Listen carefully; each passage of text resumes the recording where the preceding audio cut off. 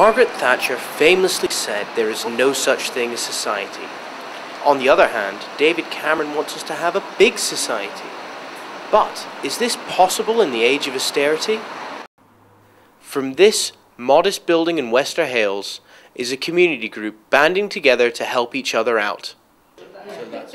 I joined the West Edinburgh Time Bank for a spot of lunch, and they told me their concerns about the funding of their project and its future. We really need to know what's happening with the agency itself to really push forward and go into bigger and better things. I don't even know if the government knows what's happening here. Funding's it's what everybody needs. The most obvious thing would be money to let us grow, and acknowledgement of what we actually do. So it seems David Cameron's big society already exists. It's in places like this. But we've heard from the volunteers that the type of support they need to flourish is what they're not getting, the financial support.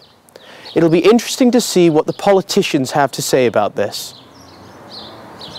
Alex Johnston is a Scottish Conservative MSP and their spokesman north of the border for the big society. The north-south and the left-right stresses within Scottish politics are seriously damaging at every level. And at community level, what we need to see are people being allowed to achieve their maximum potential. And unfortunately, I don't think we're there yet.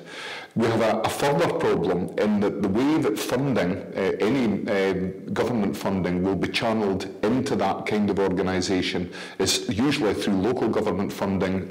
The Scottish Government declined an interview, but provided us with this statement. Scottish Government is committed to growing the third sector, but this is affected by cuts in funding from the UK Government. So, what seems to be preventing the big society from occurring north of the border is political wrangling between the Scottish and UK governments, with the communities being the real losers. My sources here at Holyrood suggest with the election in May just around the corner, this issue might be cropping up very soon. Gavan reporting from Holyrood.